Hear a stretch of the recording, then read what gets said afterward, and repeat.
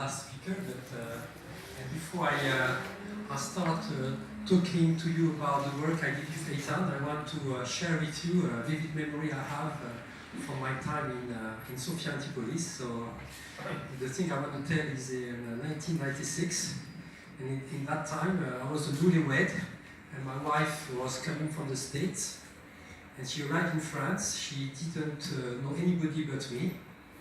She didn't speak the language, and she didn't have any job.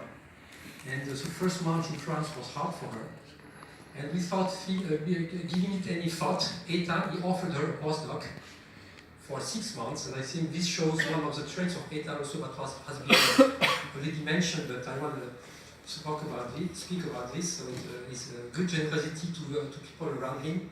And from this time on, our life, it was a life changer for her. Her life in Sofia was much nicer, and after that she got a position in Nancy, so we had to leave, but we still remember this, and she joins me to say thank you to Eitan for this.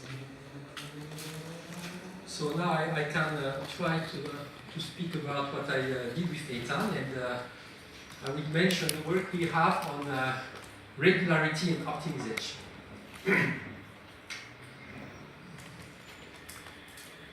Oops. So you may know about this theory of majorization, which says that if x is majorized by y, and there is a precise definition to that, but I will not go into the details about this, but then if it's the case, then f of x is more than f of y for any Schur-convex function f. And I will not also say what Schur-convex is. But this is mainly a theorem that says is x is more regular than y, then f of x is smaller than f of y if f is convex. But this result actually is invariant by permutation of the coordinates of x and y.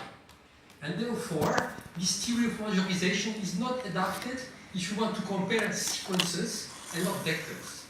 So that if x and y are sequences of values, then you cannot apply majorization for optimization.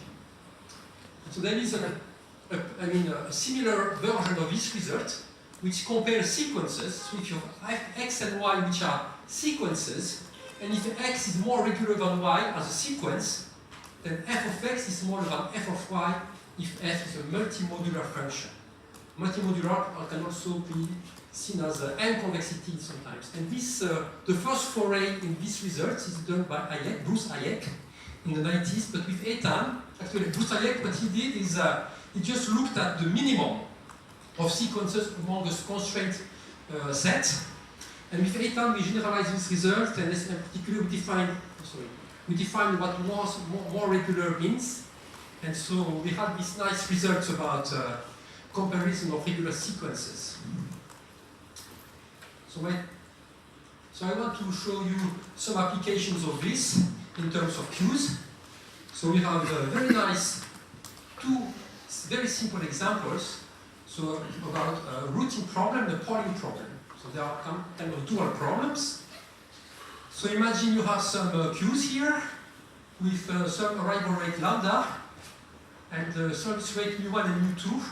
And here at this point, the W here is a sequence of routing packets to the upper or lower queue. So here you can see W as a sequence of infinite sequence of routing decisions. And same for the polling here. The lambda 2 is missing here, but imagine you have one server and the sequence now is a polling sequence of the server to the two queues. And this is the result we have with Eitan and Ariordijk. So we actually wrote a book on this kind of things. So the first result about the queues is a collaboration with Emmanuel Lyon, and the second one is a collaboration with Nart van der Laan. And so the HGH is Ariordijk, Bruno Gojal, Eitan Altman, Bruno Gojal, and Ariordijk. So this is the theorem that says the routing sequence here, or the polling sequence here, that minimizes the workload in the system is actually a Sturmian word. I'll show you what a Sturmian word is in the next slide, with some rational density S star. So what is a Sturmian word? There are many equivalent definitions to this notion, but I will give you one that is nice in picture.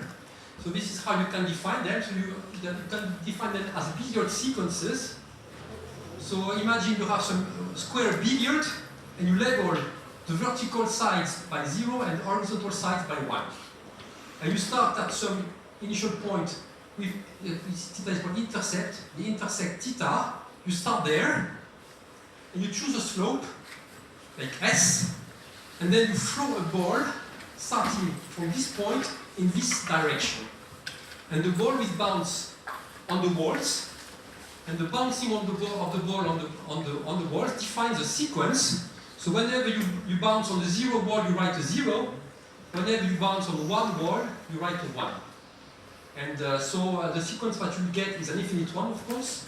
And this infinite sequence will be non-periodic if your S slope is irrational, and periodic if S is rational. So that's about the Sturmian words. So we proved that the optimal routing sequence is Sturmian with Eitan, but then we also were able to compute the optimal slope or density of packets sent to the first queue, which is the same as the slope. And this is a non-intuitive result we have. Let me explain this picture to you a little bit. So first of all, it's a nice one because it's fractal. And so this is actually the computation of the optimal slope. So here, on the vertical line, I put the speed of server 1. On the horizontal line, I put the speed of server 2.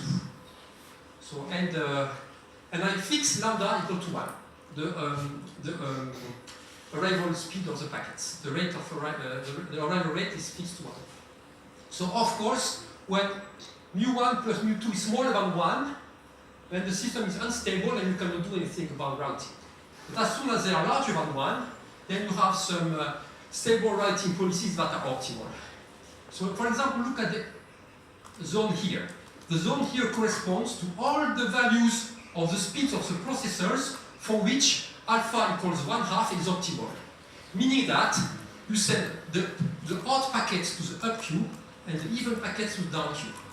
And you see that alpha equals 1/2 is optimal even if the speeds are not equal in the servers. So not only on the diagonal alpha equals 1/2 is optimal, but also out of the diagonal it's optimal to send one packet up, one packet down. So that's very unintuitive, right? And this zone here corresponds to alpha equals 1/3, and so forth. You can also see that the optimal routing sequence is always a rational number, even though the speeds could be at any rates. For example, speed pi and e for the servers.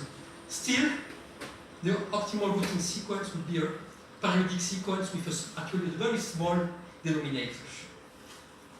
This is the case for deterministic queues, and this is the case for stochastic queues. Okay, we can have a simple algorithm to compute the optimal rates of the packets.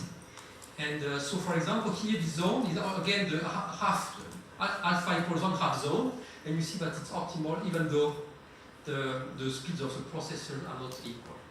Really, this work was done also with Emmanuel Young and Jean-Marie. So that's the end of my talk. Not exactly the end, because I know that Eitan, 2 weeks ago, I saw him giving a talk on congestion games, and he's still using these multimodular ideas to compute equilibria in congestion games. Thank you.